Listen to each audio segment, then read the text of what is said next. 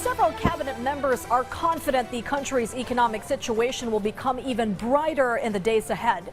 The members of the cabinet get this unshakable confidence from having full knowledge of the programs being implemented and of the plans the Marcos administration has to ensure a better Philippines for Filipinos. Kenneth Paciente has the full details.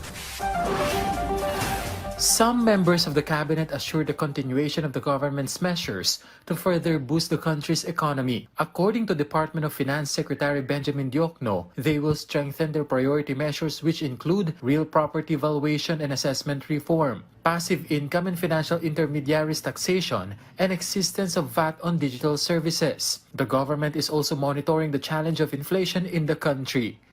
The Interagency Committee on Inflation and Market Outlook remains vigilant against emerging supply shocks in the market to ensure timely and well-grounded policy recommendations on mitigating inflationary pressures.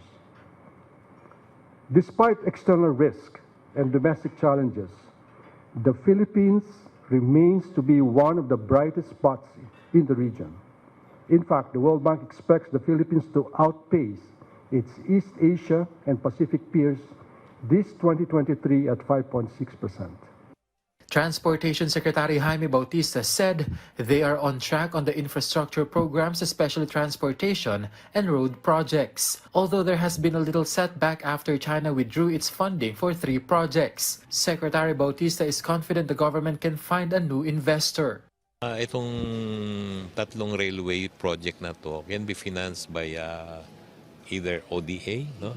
Public-private partnership, or from government funds. No?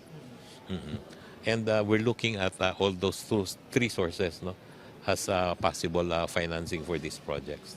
Ay magkakaroon to ng tinatawag na chains of cost, no? Dahil itong project na to ay project pa ng nakaraang gobyerno, meron ng approved cost, no? Pero tingin ko ay magkakaroon to ng additional cost because of the delay, no? Because of increase in cost of materials, no?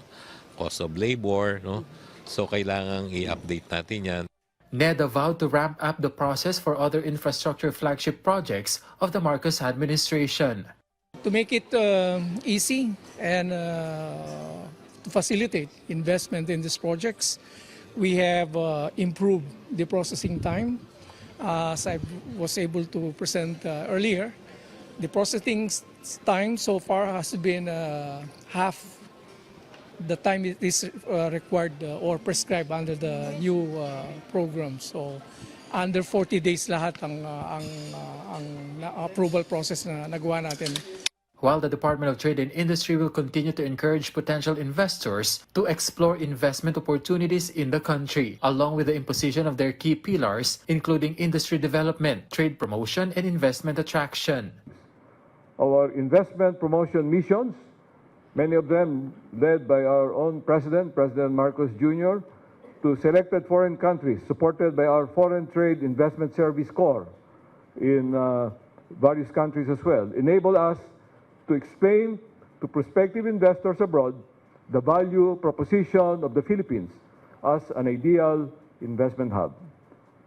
This value proposition consists of our strategic location, young and highly trainable workforce, abundant natural resources, large domestic market, and market access to regional markets in East Asia and the RCEP region.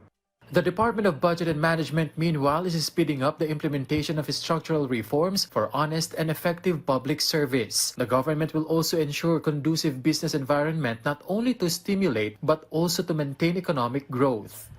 We will likewise leverage digitalization and innovation to make public procurement more efficient and transparent through our modernized Philippine Government Electronic Procurement System. The Department of Environment and Natural Resources will also help in addressing environmental challenges such as climate change. As our climate changes, societies are changing too. In our context, we have an increasing urban, digitally driven, and consumer-led growth.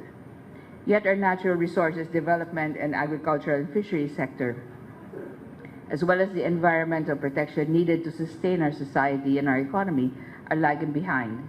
This is what this administration is facing today, and as we are fortunate, in fact, to have a president that understands the inextricable link between climate, biodiversity, and sustainable development.